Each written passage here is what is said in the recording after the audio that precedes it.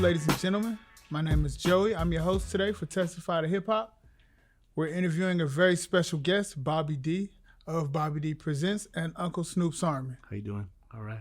Hey. So let's get right to it. So tell us about Uncle Snoop's Army. Uncle Snoop's Army was created by Snoop Dogg and I in order to give artists a platform. A lot of artists that are either new up and coming or that had a career and kind of, hit that age where it's like, okay, cool, no one's booking us anymore because we're kind of let out to pasteurize. You know what I mean? I'm saying, no. You still got a loyal following. You just need to be represented. You still hot. Yeah. We'll always be hot. Like Zap, Key Sweat. Those are artists who are always going to draw. And I just looked at it like, hey, just because William Morris, blah, blah, blah, all the big companies aren't booking you no more, don't mean that people don't want to see you. So we went out there, made them deals, and said, look, you're going to be treated like family. You're going to be treated like you're Roddy Ricch still. And we're going to give the customers a good time to see you. You know what I mean? Now, let me ask you this. Is it true that they're sometimes even hotter overseas? Absolutely. I mean, look, what's hot here, may not be hot overseas yet. But like, for instance, I mentioned Key Sweat. This guy could sell out stadiums in the UK. There's artists like Warren G who, again, the availability is not there. So they'll go to Ireland, they'll go to, UK, Birmingham, and they'll sell out stadiums. That's crazy. Sometimes they don't even understand what they're saying. It's a whole they know language. The music. Music's universal, brother, for sure. Yeah, I guess you're right about that. So, tell us how you met Snoop. How'd you guys, get together and even get this thing started? Snoop's Army. Well, I had always been trying to actively book Snoop as an artist for my shows because I'm a promoter, and it was really, really hard because again, I wasn't, one of the major companies, so I would kind of get the runaround as far as their booking agency. I said, man, this is horrible. So I reached out to the streets because that's where where we all came from, and I reached out to a certain individual named Percy, and he helped me out, man. Big props to Percy. I love him like an uncle, and he took a chance on me, got the money to Snoop, and the rest was history. As far as us meeting, and he saw the type of productions I put on and the crowds. Because one thing that you can't say about Bobby D Presents is we don't draw crowds. We draw major sellout crowds. You've been drawing crowds for a long time. Yeah, since my pops, man. I mean, my pops started this whole thing of ours. In 1987, we were doing clubs, and he had Mary Wells, he had George Clinton, he had the New Kids on the Block, who at that time were just 14-year-old kids from Boston. So I grew up in that atmosphere and saw what my dad did, and just said, let me try to do it as close as good as he's doing it. Now, I know you're from Long Beach, right? I'm actually from LA. Oh, okay. Yeah. So when we're talking about these clubs, what area of LA are we talking Downey, about? believe it or not. So, and New Kids on the Block. Yeah. You would bring them. You guys are getting them in Downey. My dad would, yeah. But we had a club called Side Streets at the time. And for whatever reason, bro, it was just a place where new artists came. Like Eazy-E was always there. I was about 9 years old, when I met Eazy, when I met Marky Mark, Donnie Wahlberg, and all them. And we took them to In and Out. It was cool, man. I mean, like when you meet artists that are brand new, they got no egos. You just see this fresh face, and you just know they're going to be big. I knew New Kids on the Block were going to be big. I knew Tone Loc was going to be big, Young MC. And I got the opportunity to meet them when they had nothing, and they were cool. Do you feel like what you just said, when you meet new artists, they have no ego? Do you feel like that's the same thing today? Do you feel like sometimes in 2020, new artists have a huge ego and no one even knows who they are? What you got to understand is that, with the proliferation of Instagram, Facebook, TikTok, the adulation's there, and it's not really earned. You know what I mean? Definitely. Right. So what happens is if you get 600 likes, all of a sudden you think the whole world likes you. You can't get it twisted. That's not right, the truth. Right. So you can't pay your rent with likes. Right. You can't pay rent with likes, and especially when you go and buy them. Like my publicist, bro, she's anti buying likes and buying fans. So like we have about 30,000 followers, but it's legit people that we interact with that we know, for the most part. So she always keeps it real with that, and I'm cool with that. You know what I mean? Yeah. So I understand you guys have new artists who just come to Uncle Snoop's Army. You want to tell us about that? We got Burner, Be Real, we just signed. We got an up-and-coming, not even up-and-coming because he's been in the game for a long time, TF Third. He's super, super hot, and I think he's going to be the next big thing. He came up right side by side with YG. They were together. Yeah, TF Third was definitely hot when I was in high school. When I was getting right out of high school, TF Third was on so you fire. already know. Yeah, I remember that, him and YG. Yeah, so he's just a beautiful soul, bro. I like to see him really get the adulation that's coming his way because he's so humble, bro. Like he's not cocky. He's not rude. He's a beautiful person. That everybody that meets him, including Kumo D to Snoop, they love him. That's the best way to be. That's the best way to be. Yeah. So, outside of Burner, Be Real, and TF Third, tell us about the other artists that you guys have on your roster? Man, we got Snoop Dogg. He's the general of the ship. We got Warren G. We got Bone Thugs and Harmony. We got Lisa. We got Too Short now. Ice Cube's going to be coming home after his Big 3 finals. We'll be able to say he's an official, exclusive artist for Uncle Snoop's Army. We got, Trippy. Well, who we got? Red? Trish Cholito. She's a Latina little pop star that's going to be the next Lisa, if not bigger. Key Sweat. Yeah, and we got a group called Banda MS that sells out stadiums, and we have direct access to them. So they give us a lot of love, man. I mean, Snoop and him are doing they're doing a song together that's going to just blow everybody away. It's the biggest Mexican band in the world with the biggest hip hop star in the world, and they did a song already. So we got to just shoot the video. It's a lot of big names. Yeah, man. Definitely a lot of big names. I was just speaking to someone the other day about how Snoop's been hot since 93 till now. That's not like a real time that you can say, okay, Snoop Dogg was not hot for an amount of time. So that's really good. Yeah, he always reinvents himself, bro. And he even had a gospel album. And it was the #1 gospel album in for almost a month. And with Snoop, bro, like he's constantly listening. Like that's one man who, if you give him advice, he'll take it. He'll listen. Okay, cool. He'll digest it. And then before you know it, he'll go put it on his Instagram, something you said. You're like, wait a minute, I told him that. You know what I mean?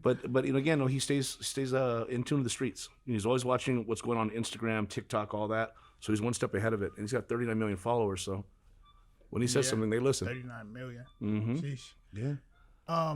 So, and you're all in this because you're a promoter. And what else do you do? You were telling me you wear many hats. Yeah, well, I'm a booking agent. We have our own actual license that's licensed to the state of California called Uncle Snoop's Army, where, again, we're able to be a booking agent and sell festivals my artist. Like if you wanted to book Snoop Dogg today, I would say, okay, tell me the venue, tell me the size, tell me how much you're offering, and then I'd make it happen. Gonna go out there and make it happen. Yeah, I actually got licensed. Snoop goes, go get yourself a damn license. Make it official. So the haters can't say that we're doing it, streetwise. As far as the licensing, we were also talking about lovers and friends. Let's get into that because we know with the whole pandemic that's going on, is it going to be tough? I mean, we already have it scheduled. So as far as, the rest is in God's hands. It's August 8th and 9th that we rescheduled it. Same location, same artist. Now, Megan Thee Stallion's available both days. Doja Cat's available both days. So it actually worked in the fans, position. That's great. I'm just praying and hoping it's in the big man's hands to say August 8th and 9th will still happen. But as far as legally on paper, we're set to go August 8th and 9th. That's great. That's great. So, and putting that many artists back to another date was impossibly hard, but we did it. So a lot of work. So can you give us a breakdown of even being a promoter, like from the ground up? Yeah. I mean, first you have to have the vision. Then you have to have the venue. Then you have to have all the factors that come into play. Like, me personally, I always try to think, what would a black and a Mexican like? Can they do it together? So I got to go say, okay. Keith Sweat generally is known as an artist that transcended to everybody. So then I look at, all right, who else can combine with him? 112, Nets, Drew Hill. Perfect. You got those guys also. Always. Always. And like I said, it always works, the combination. So as a promoter, you just got to say, hey, how much can I really, really, draw from this kind of combination? And I've been able to exceed everybody's expectations by getting 12,000 people for shows that normally would do about 2,000 with regular promoters. You know what I mean? And we've been lucky, bro. It's my team. It's Patty. It's Barbara. It's Londo. All the people on my team that get together and we say, okay, cool, let's do this. This makes sense. So. And once you knew, okay, I'm going to be one of the greatest promoters. I'm never going to work again. Well, not I'm never going to work again, but you get what I mean. Sure. I'm never going to work for someone. I said that a long time ago because I saw my dad was an entrepreneur, and I never wanted to have anybody other than him tell me what to do.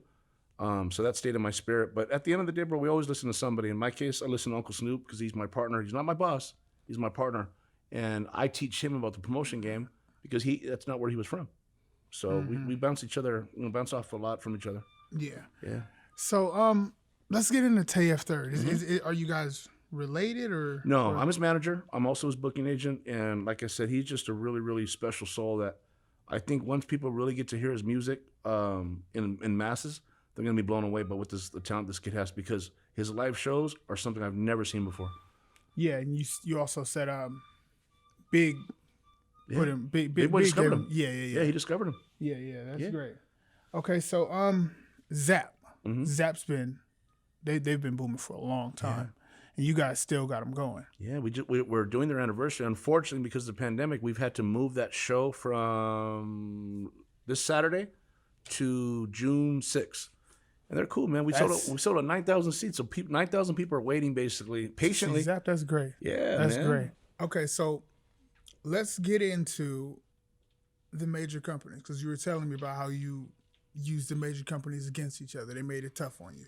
Yeah, I mean, for lack of better words, 'cause that sounds pretty intense, but I did say that. But what I meant, though, was just that, the major companies didn't want independent promoters like myself to do what I'm doing. Mm-hmm. And I didn't get any help from anybody. The radio stations they've known me since I was a kid because I used to always buy radio. But with the transition to Live Nation, AEG, Golden Voice, my money was not good money anymore.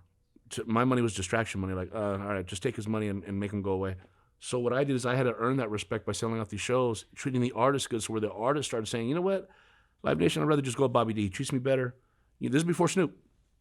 So I basically had to earn that respect and take it. You know what I mean? Because the majors weren't letting me have radio time. They were gobbling it all up on purpose, And now what I started doing was I started co-promoting with them, but I never chose sides. So I wasn't making it work again. I was just, in a sense I was, but I never picked a side.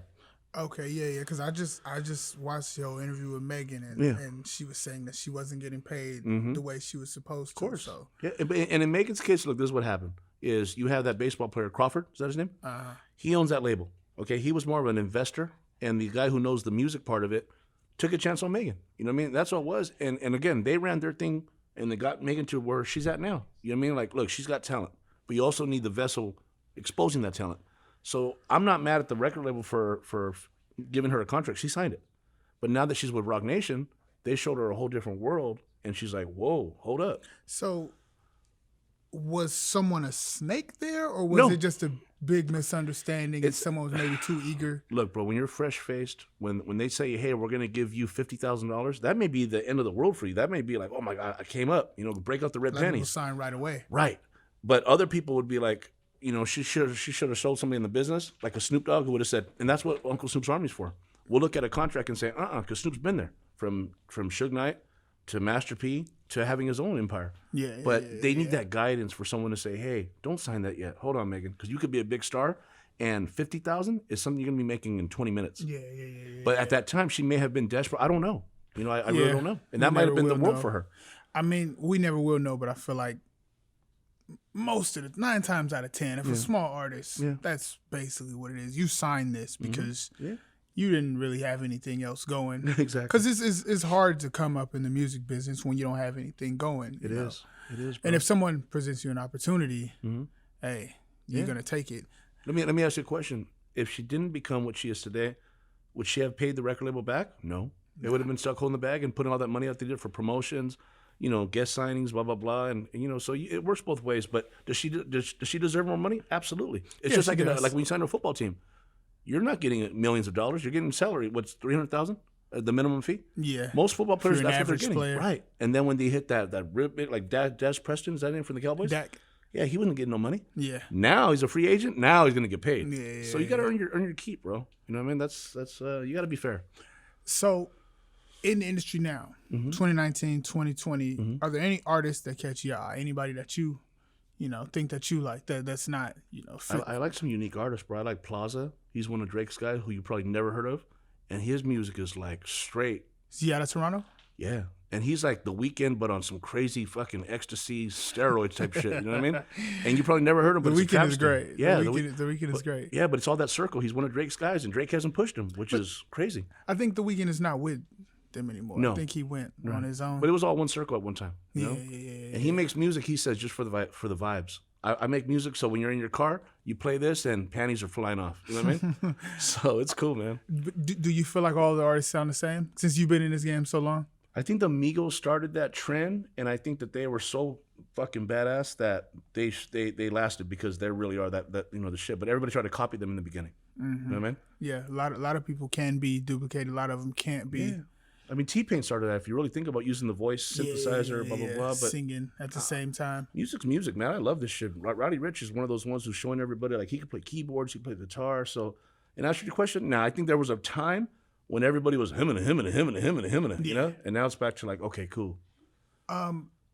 So, Roddy Ricch, his his launch was like right before the passing of Nipsey.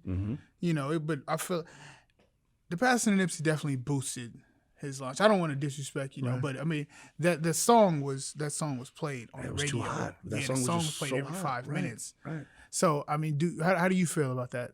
I think Roddy Ricch would have been a star regardless. I think very quickly that Nipsey was becoming already a bona fide G, becoming a legend, because I know I paid him legend money. When Big U had told me, hey, this is what it's going to cost, I was like, what? And he goes, Bobby, that's what we're getting. Let me show you the contract. And I said, okay, cool. And I had him on Kings of the LBC, and then I had him on Kings of the West in San Jose. Both shows sold out with his name on there. He didn't perform because he had passed away, unfortunately. But he was already on his way. And as far as Roddy Ricch, he was going to be a star no matter what. Yeah. I mean, I love his album that just dropped. He shocked the world with that album. He was going to be a star either way. But the way, you know, things played out. Yeah. And it says, rest in peace, Nipsey. Yeah. So tell us about the event that you had with Nipsey. It was Once Upon a Time in the LBC. It's an annual festival we do in Long Beach. It's Snoop's festival. He created it. It's called Once Upon a Time in the Snoop LBC. Is everywhere. Yeah, man. Hands and everything. Yeah, we had who did we have there last year? We had Ice Cube, The Game, Snoop, YG came on there, and YG was a little hesitant at first because he thought it was an old school show, and then when he saw the crowds, he said, "Damn, this is crazy, bro. Put me on every year." And we had the Dramatics. We had Lisa, we had DMX. So we kind of throw a whole grab bag. Bring out all ages. Yeah. You got when you bring out all ages, do you put them in a different group or do you put them all? Put them all at once, because what I always said was, what my son hears me playing is what he sings. It's crazy. Yeah. My son is definitely gonna know oldies. Yeah, you know my son's definitely. Gonna but know I say, oldies. hey, why don't I create a show that you could take your mom to, and you could take your kids to? You feel me? And that's LBC. Are you so when is this event take LBC place? was supposed to be July 25th. I'm not sure because of this whole coronavirus thing, but crazy, it's a travesty, bro, because that thing sold out in 10 minutes last year. 2 shows. Where is it exactly in Long Beach? Mary. Where? Oh, okay, at the Queen Mary. At the Queen Mary. And bro, we don't have any fights. We don't have any crazy shit. Like that's the best part. Yeah, I went to Rolling Loud, and no knock to those guys because they're geniuses, but I felt so out of place. I was called a cop by 3 kids. It just felt weird being there. And I went, I'm like, wait a minute, how am I a cop, But I went down there to go study. Yeah, man, they didn't even know, but they're like, oh, here comes, put it away. The old man's here. I'm like, what? I'm him? I turn around, I'm like, you're talking about me. One day you look up and you that guy. Yeah, I'm that guy. Yeah, man. Tell us about how you grew up, where you grew up. I grew up in Huntington Park, California. Pops was doing his thing and, in the streets, and, Pops had a lot of respect and treated people with a lot of respect. So I saw what he garnered, and then when I realized what he was up to, because him and I are like we call it chicle, which is gum. I was stuck to him, man. Like everywhere he would go, I would go, and I was pretty much obsessed with him. Like I said, I was a middle kid, so I got a lot of heat from my other brothers. They're like, man, you're always with Dad. Like, what about us? But I learned from him. I mean, he would make me pass out flyers. He'd leave me on the streets, and at 9 years old, passing out flyers to grown people, and I didn't care. I loved it. I'm like, all good, you know what I mean? But I learned the business from him, and when he would go away, on vacation, I'll leave it at that. It would affect us because we'd have a lot of money, then we have no money. But he never, he did it for us. I mean, he wasn't a greedy man. He would always make sure that we were taken care of before anything. And that's where I got to really, really know the no color lines between blacks and browns, because some of my uncles were black. He was the plug. Every black person needs a Mexican plug. Yeah. You know what I mean? Yeah. I mean, I kind of hate that we have that, and it makes no sense. But it's a jail system. A certain few. It's a jail system. It's also that, but it's a certain few. Like, come on, don't you know like that we shouldn't be? But let's not even elaborate on that. Did you have a rough childhood? No, not at all. I had a great childhood. Like I said, my father exposed me to music. He exposed me to some thugs. He exposed me to thugs that had bigger hearts than normal people. You know what I mean? And a lot of them died. A lot of them were in prison. So, no, I had the time of my life when I was a kid, bro. I drove my mom crazy. Me and my dad, we were like Batman and Robin. You know what I'm saying? And then around what age did you get into, were you ever a bouncer? Yeah, from the time I was 17, because of my dad. I was a big kid. I was doing jiu-jitsu and fighting and this and that, but my dad had the connects to say, let my son work there. And I was, I always looked older. So there I was, 17, bouncing at nightclubs. At a 21 and older club? Yeah, of course. So when I would card people, they're like, wait, you're not 21. You don't look 21. You ask me for my card. Yeah, man. They would ask me. And so you've been through the crazy. Been through it all. Fights. Yeah, I've seen it all. I've seen it all. Crazy people. Yeah, man. Okay. I don't drink. That's part of the reason why I don't drink anymore. Why I don't do drugs and this and that, because I saw so much shit going on in there. and I saw someone's jankiness, and I'm like, man, this is what I was doing when I was wilding out. I'm good. So how long has it been since you've had a drink? I mean, a single drink, I don't know, maybe a couple months. But as far as drinking, okay. 10 years. Okay, yeah. I don't do it no more. There is a big difference from Sure. I can sit in the but even casual, I don't comfort do it. of my home and have a drink. I don't even do it because it never made sense to me. I don't like the taste of alcohol. So for me, it was just like, it makes me do stupid things because I'm real touchy friendly. Definitely make you do stupid things. Yeah, man. Thank God I never got a DUI or never hurt nobody when I was, drunk or high or messing around. It just wasn't for me anymore, This is when you transition to being a promoter. I had always done stuff when I was like 17, 18. I was doing all-age parties, but I wasn't taking it serious. It was just one of those things where I was making street money, trying to follow my dad. I was bouncing at night and then doing stupid shit in the daytime. And eventually I just started seeing like the crowds are getting bigger. That's when I met like the exhibit, the alcoholics. Those are the people that were messing with me at the time. Mm-hmm. And I was like, man, I'm pretty good at this shit. You know what I mean? Yeah. So, but just still, I got busted in 2000 being a thug. Thought I was fucking cool and hurt people and did stupid things that I regret now. But I think I had to go through it. Yeah, that's what I said. Yeah. At an early age, it would suck to go through that right now. Yeah. And Pops was like, here's the difference between you and I. I was slinging dope. You're over there hurting people. That's not good. No, that's definitely not. He said, cool back on it. And he taught me something that always stayed with me. He goes, the feds and cops, they'll let you do your thing, but the minute you start playing with, guns and all that is when you're in trouble. Yeah, and I didn't listen. I just, Well, I mean, you can learn your lesson or you can go back. I learned my lesson. I've been shot. I've been stabbed. I've been everything, bro. Oh man. Mm-hmm. You want to get into that? Nah, it was just one of those things. I'll tell you what it was. I was wrong place, wrong time. Someone had missed. Was this outside the club or at a club? It was at a strip club. Okay. Yeah, that's a place where it happened. Someone disrespected us, and they didn't realize that we were a lot of deep, and I didn't leave at the scene of the crime. I should have left when we beat the dude up, and he came back and got his. You know what I mean? Yeah. Yeah. So anytime you attack a man's manhood, one way or the other, you expect something back. But you're here now, so. I'm here now.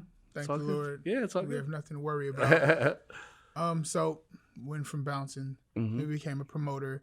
You weren't really taking it serious. When did you begin to, okay, now I'm taking it serious. Now I want to take it to the next level? Probably like around 10 years ago when I decided to stop drinking. I said, you know what? I got the gift my dad gave me. My pops never gave me money. A lot of people think that he handed me this empire. No. My pops had quit the business because he was tired of the disrespect that Live Nation was showing.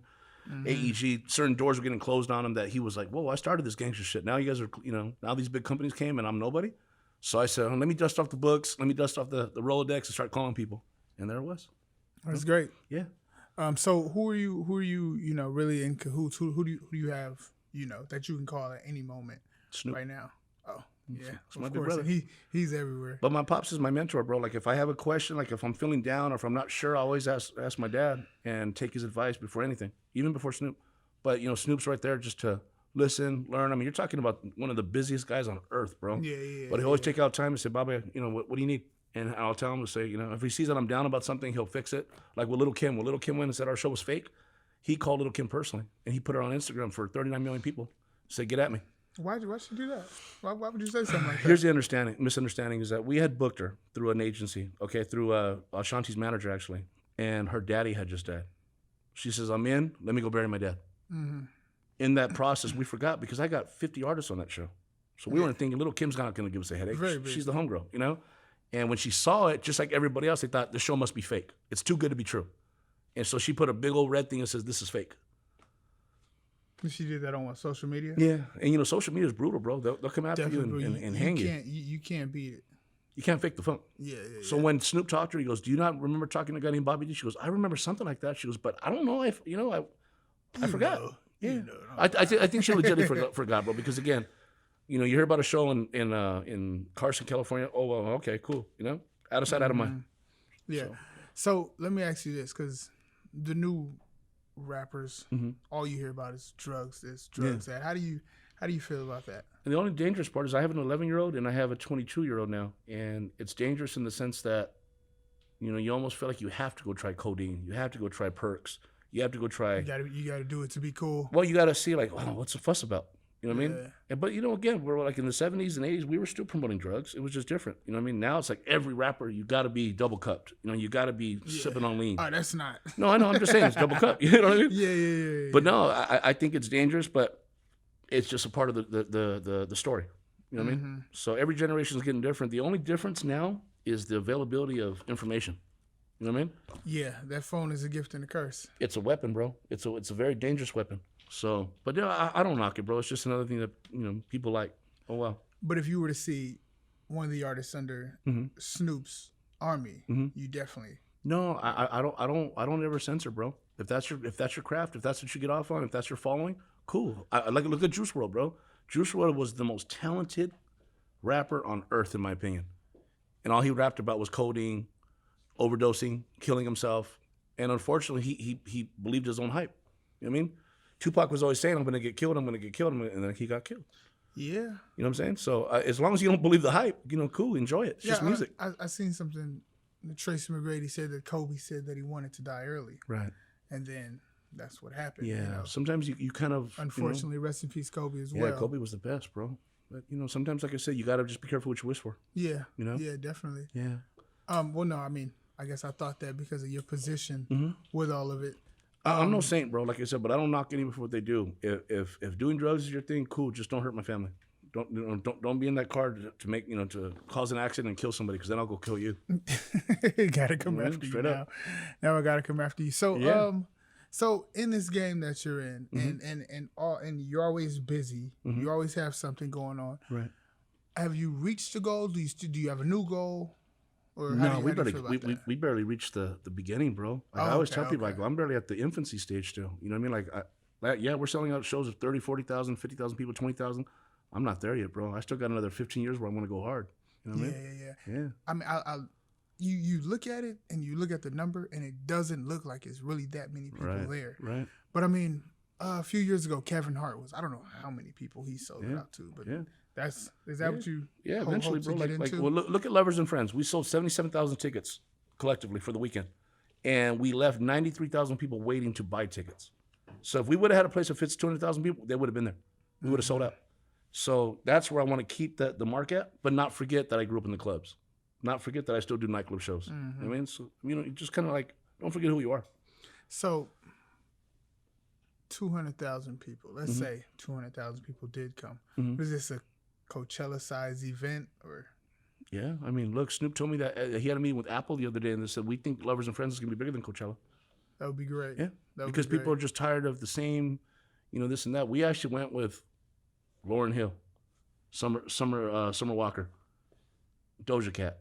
Then we had next Genuine. It's like, what the fuck? Bring in a bunch of different people, because a lot of these people are not at Coachella. Because again, bro, like most people my age don't even know who Summer Walker is or Doja Cat. But you tell them Genuine and Next, they're like, okay, cool. And then they tell their daughter, their niece, hey, I want to go to that show with you. Let's go, mama. Let's go, auntie. There they are. Yeah, definitely. So how is it? Would people like that? Because I saw Keith Sweat.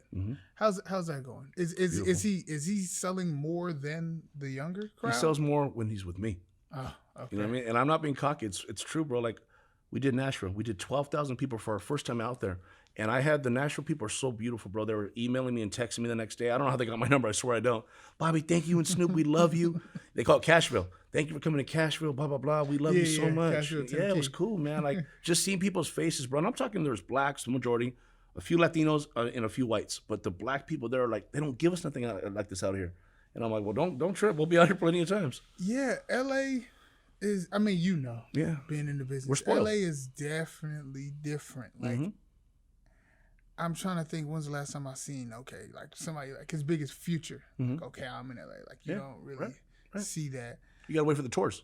Yeah, that's when they're gonna come around. But you don't just see, okay, Future is here in LA. Like, nah. But when you go to Minnesota, you could see Future, you can see all these big artists in small little places. Yeah. Now, unless you're in the club scene, like in Hollywood, like you said you were. Okay, well, yeah, you'll see Future there. Different. You'll see Ty Dolla $ign. He's coming there to spend. Well, he probably not even spending money. Right.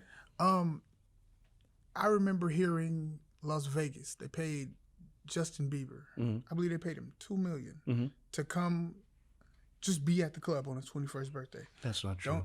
That's not true. That's a lie. Normally, bro, with the artists, what they really give them is like a bag.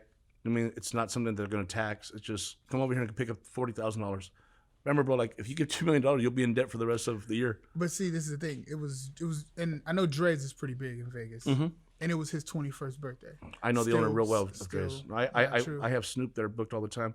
The reality is this: they're there for something that was paying the big money, and they're saying, "Hey, we're here. Come pick up $50,000." Oh, come take a. Yeah, I mean, you can't lose, and those clubs don't lose. You know what I mean? Now, even in Dubai, where they own Dre's out there, they don't pay big money because it's like, hey, if you want to come get it, come get it. If not, cool.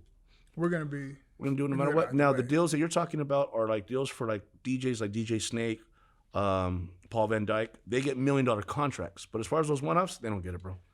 So yeah, let's get into your favorite type of events since you are, you have 5 job titles. You have 10 job titles. Right. Let's get into your favorite thing to do while at work. My favorite show or artist is Key Sweat. I'm going to tell you why. When I was going through my love of my life, I used to feel like Key Sweat wrote those songs for me when I was 17, 16 going through it. So when I actually first did my first show, it was therapeutic. I said, Keith, man, you got no idea how much you saved me from, hurting myself or hurting someone else. He goes, how so? I said, because I would just play your songs. First, I was dedicating to her, like the typical thing people do. Then I was just like, on some fuck you shit because of Key Sweat. It says, you did me wrong, baby, And so now when I do these shows, when I first did my first show with them, it was just like, wow, this is a dude who I see as a legend, as like a hero. And I got him doing my shows. And now I call him Uncle Keith because him and I are super close. It's different coming from you because you work with him. Right. I feel like people always see artists and they want to tell them, hey, your song made me feel this way. Yeah. Do you feel like it's?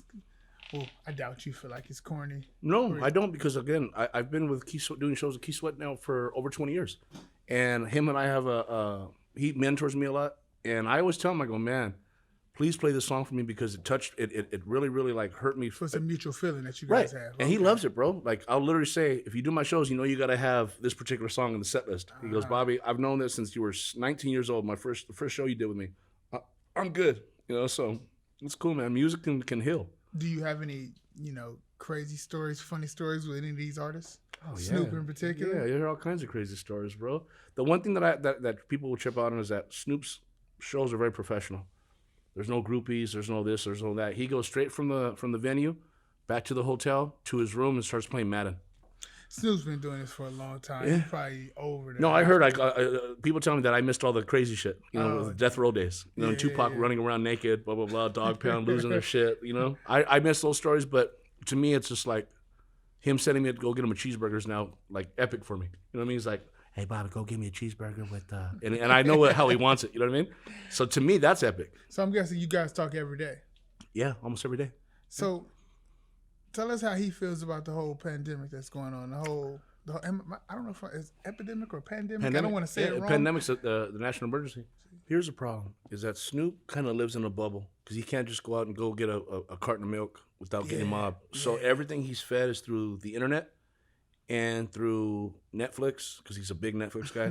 So you can imagine, bro, like, we live in terror because we look at our phones every 5 seconds. And every 5 seconds, it's like 20 more people dead. This, that, it's like, whoa, so that's all he's seen. And he's just like, Bobby, what do you think's going to happen? I'm like, shit, I'm asking you. I don't know, And so he makes me go out there and investigate with the CDC, blah, blah, blah. And all they're saying is, be prepared for the worst. It's going to get better, but it's going to get real bumpy. And I tell him the same thing. Look, I've had to cancel about 40 of our shows. You know what I mean? And that's unfortunate, bro, because 40 people are spending big money, and now it just ain't happening. So Snoop's right now just figuring out other deals to make while we, get through this. Let's talk about, because I heard you guys have a virtual concert going on. Is this capitalizing because of the pandemic that's going on? Are we still going to give people? Because I just seen John Legend go live and do a concert live. It's always been something that we've thought about, and then it wasn't until Patty and Barbara brought it up to my attention because there's a buyer interested in doing it. Patty. Yeah, and to me, it's just like, here's the thing: if you've seen a Snoop Dogg show live, man, you can't beat that energy, that vibration, that love. So it's like, for me as a promoter, it would be almost a travesty to have everything go that way and not have that live audience feel. But it's something that we may have to entertain, for people that like in Poland, Russia, that may not be able to see Snoop Dogg, and they want to get that experience. Now, what type of virtual is it? I mean, it's not like, I remember the Michael Jackson thing that they did. Yeah. That was holographic. Yeah, right? No, this will be Snoop Dogg on stage, but they want to do like a sound stage like this where he performs. It would be everything but the crowd in the audience. Oh, that's what they were trying to do with the NBA. That's it. LeBron was like, I'm not going for it. Because he feeds off the energy of the crowd. Did that really happen? Yeah, what happened was LeBron pushed back, and they actually told him, hey, chill out, because it may lead to that. Don't look stupid. You know what I mean? LeBron's not a stupid man, but he spoke from the heart. What I'm getting from that is UFC tried to do it first and see how it went, and it didn't really go well. No, it went huge because everybody was home, so the ratings were through the roof. It was still crazy. Okay. Yeah, I mean, at the end of the day, bro, probably awkward for them though. No, if you know fighting, you know when because I've done tournaments since I was a kid. You don't care about anybody in the crowd. Yeah, that's not what pumps you up. We're right. definitely here. I'm thinking. I'm playing chess, so trying to figure out your next move to break my arm or choke me and sleep. Yeah. I'm not worried about the crowd. In basketball, football, you feed off the crowd. Yeah. You know, some of those haters make you even more driven. Like, okay, cool. You know what I mean? So you took classes for fighting, or how? Oh yeah, since I was a kid, I've been doing Gracie Jiu-Jitsu only for about 25 years. So go ahead, tell us give us some stories. Man. You were a bouncer? Well, I was a bouncer. That's when I learned to hurt people. Some guys? I went to the Gracie Academy and I told them, I says, because I was a big kid, 17, living on my own. I go, what do you want from us? And I go, I want to hurt people. And the Grandmaster Elio Gracie says, I'm going to teach you everything but to hurt people. Yeah, because I feel like most of what you hear on TV is, we're going to teach you defense. Right. You know, we're going to teach you how to protect yourself or protect others, but as far as going to hurt somebody. Yeah. I'm being honest with you. I don't want to say, you know, I went in there saying bowing. No, they don't bow. They don't shake hands. It's just like it's a hug over there. Yeah. And my instructor was the one who created the Ultimate Fighting. Okay. So I got there in 1996 or 7. So what's the craziest thing that happened at the club while you were a bouncer? Okay. So we threw somebody out. And my older brother's the one that got me into the actual bouncing because he was a bouncer. And, you know, my pops had the connections. He's bigger than you guys, same size. Oh, he's huge. You know, he's a big old buff dude. But he's a little tank. I'm taller than him. Anyways, long story short, I'm 17, doing my thing, and I'm thinking that I'm bigger than I was. So I'm throwing these dudes out, and I'm thinking my team's behind me, right? And before you know it, I'm fighting with 2 dudes, not realizing that no one's around me. By yourself? You 2 guys. And I'm like, and I'm so mad. I'm yelling at my brother in the walkie-talkie while I'm beating these guys up, basically. I'm more mad at my brother and the other guy that they didn't come help me. And I'm cussing at them while I'm fighting. I'm dropping bowls. I'm doing this. I'm like, you motherfucker better get over there right fucking now. And I just remember I was so mad that I was like kicking the dudes while they're already out. And I'm telling my brother, you motherfucker, you fucking left me hanging, blah, blah, blah.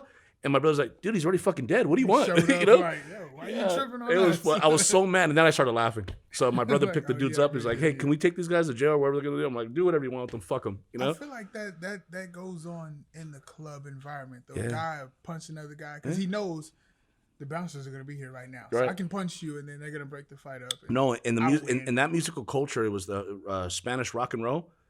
It's anti-security, anti-police. So they're always fucking with us. Like we knew going in there that we were going to get kicked in the head because when people are moshing, and they have a thing in Mexico called culero, which means asshole. And they start chanting that at you. You know, while the show's going on, they're looking at you dead in the face while you're bouncing. Culero, culero. Yeah. I'm like, motherfucker, why am I culero? What'd I do? You know?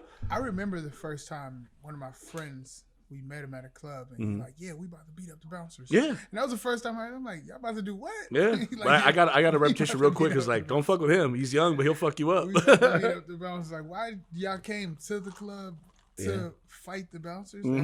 That's backwards in my eyes. It's too many women. There's too many beautiful. It was going on with what I'm saying. Yeah, they were anti-establishment, anti-police, anti-security guard. All good. It made for some good training. Go home. Yeah. Anyway, so past that, let's get into the funk concert that you guys have going on. Yeah, that's gonna be really good. We got Morris Day on there. We got SOS band. We got Daz band. You guys got Morris Day. Yeah, man, those shows are fun, bro. It's gonna be at the Greek Theater. What's the date, Patty? August 24th at the Greek Theater. We do really well with that brand. It's called Patty on deck. Yeah, she's every date. Yeah, she's boss lady. Everything. It's a brand called Funk in LA. We did Funk in Ontario, Funk in the Bay.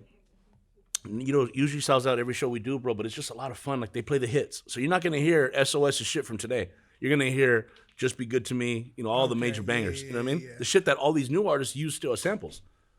Tony. Oh, the best. Raphael Sadiq. You ever needs to be back home. Contact with him? Yeah, I talk to him all the time. Yeah, because he got some great. There's just creative differences, bro. Like, when you're a genius like Raphael and the rest of the group, it's like, you know, sometimes those egos and the genius get in the way. Like, you know, there's 2 Black Streets. One with Chauncey, and then one with Teddy Riley and Dave Hollister. That's a monster group. Anytime you can get those 2 kind of guys together, Dave Hollister and Teddy Riley, shit, I'll listen to that any day. Yeah, but then you got Chauncey, who was an original Black Street member. They just can't get their shit together.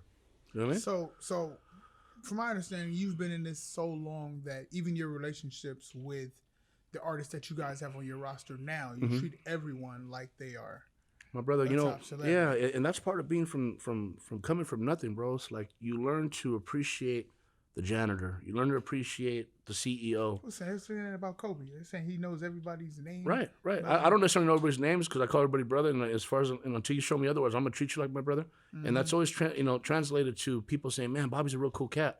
I've always just tried to treat people good, bro. It ain't fake, you know. But like I said, that comes from being where I was at, seeing my dad drop off sacks of crack and this and that back in the days when I was a kid, and to seeing money and just the way he would treat even the drug addicts. He was treating them cool. I'm not saying it was a good thing, but I'm saying he still treated people with love and respect. Yeah. You know what I mean? I feel like personally you should treat everybody That's it. until they Show you otherwise. Right. Yeah, I'll be your best friend than your worst nightmare. Yeah, exactly. You know? And he's like, hey, you know me. Yeah. I did. Yeah, exactly, bro. Yeah. Not anymore. So let's talk about this tour that you just got off of. I want to thank me. Go off the hook. Snoop, RJ, OT Genesis, Warren G. Shout out DJ Goofy. Yeah, DJ Goofy's off the hook. He's bad, bro. So yeah, tell us about that tour. Snoop wanted to do a full album tour, which he had never had. Just so you know. You know, he's had tours that supported it, but weren't specifically for his album. You're talking 25 years in the game and he didn't have his own tour. So he asked me, we're in the studio, and he goes, Bobby, can you get me a tour together? I said, give me not to get can you elaborate on what you just said? Yeah. It's a full album tour. Yeah. The tour was strictly for the album. Want to thank me. So it wasn't any previous songs. I mean, you know, he always throws in the hits no matter what, but 80% of it were the new songs. Okay, you know what I mean? Songs. Yeah, and when I asked him what kind of talent roster he wants behind him, he said, I got to have Warren, but I got to have the new shit out there. So I had said, what about RJ? And he goes, I fucking love RJ. What about OT Genesis? I love OT Genesis. So it just worked, bro. You know, we sold out almost 98% of the shows.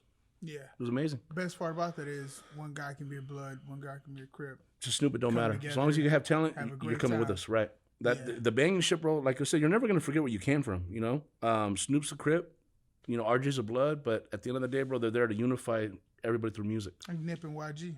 Absolutely. For sure. Right. For sure. So you and Nip were you guys really close? I didn't know Nipsey. Oh, okay. Nope. I never got the pleasure of really meeting him face to face. I shook his hand one time in passing because Snoop said, this is going to be the next me. And Nipsey goes, there's only one you, Snoop. I'm going to be Nipsey, but you're the that boss. Sound like something he would say. You know, and that was cool. But I didn't know him either. I shook his hand a few times. Yeah. I've been around a lot of, you know, LA artists. J305 also. Shout out J305. Right. But yeah, I appreciate you, you know, me being from LA, I appreciate you saying I didn't really know him. Because there's a lot of people who would say, me, you know. Right. A lot of people, I knew him. I didn't. Like, come on, bro. Let's just be real. Yeah. As far as artists, you know, East Coast artists, East Coast, even East Coast friends, how do you know anybody from New York? I mean, good ties in Miami. Yeah, I got ties with, you know, Fat Joe, all the people out there actually, bro. 50 Cent because of Snoop, Slick Rick, all the old timers I really know. Because so you're not just a local guy. No, I support the shows. I mean, I keep them living, keep them beating. You know what I mean? And I pay them well. Biz Markie, all the old school rappers. You know, the new school people. I mean, I don't know how many new school East Coast artists you could really name. You know, it's all Atlanta. It's all Midwest right now. Atlanta, That's what's hitting. Crazy. Yeah. Atlanta. Correct me if I'm wrong. The way that Atlanta takes an artist and then he puts on another artist and he puts on another artist and they just show. So you're supposed to do. Yeah. Who else has done that? Well, I'll tell you what culture does as the Armenian culture. In the Armenian culture, Middle Eastern culture, it's like they set everything up as a unit, one family, and then, okay, you're next in line. You're next in line. And I watch that because a lot of the nightclub owners and the strip club owners, they do that. Let's set up little Mikey. They're all Mikey, by the way. Let's set up little Mikey. And then, boom, little Mikey gets a strip club. Then little Mikey gets, I was like, man, you know, and that's just, I love that, bro. So how does it work for you if you are like a bartender or something, you hoping to move up? No, it's all family. I mean, you gotta be a Mikey by blood. They ain't giving no shit to bartenders. You can move up to probably, like, you know. But in Atlanta's case, bro, like the Migos are gonna eventually spawn someone else. I mean, they're gonna spawn, and that's just the way they do. Yeah, I love you go that. from, you know, Young Thug to Migos to Lil Baby, Dub Baby, all that. Yeah. Well, Dub Baby is from Detroit. He's not from Detroit. He's from North Carolina. Yeah, from North Carolina, South Carolina. One of the right. Carolinas. Yeah. I know he's like the first, you know, like popping artist out of the Carolinas. So that's big for them over there. So speaking of other states, do you ever get any artists in stuff like South by Southwest? Yeah. Of course. You know, I was there in Austin 2 weeks ago. They just canceled it. That's why I said, look, it's there's a lot of stuff that the general public doesn't see. So then it looks like, oh, poor Southwest, like Ultra in Florida, Miami, they canceled because they didn't have no ticket sales. It wasn't because of... No. So what they do is they go and blame the coronavirus for other reasons, and it makes us look bad as festival promoters. The media. Yeah, it's like, come on now, tell the truth. Southwest, they canceled it because Facebook pulled out, IG pulled out, TikTok pulled out, so they couldn't support the show anymore. If it was privately financed, they could have did it because we had a show with Cube and Trey the Truth, and we sold out the same day. Yeah. So it's like, you know, you got to be careful what you're fed, man. You know? So this is a question that I have. Sure. If you could speak to, because we spoke about this earlier, the title promoter, sometimes it's thrown around in a bad way, you know, or they have like, I mean, I doubt you pay attention to memes. You don't give a fuck about memes.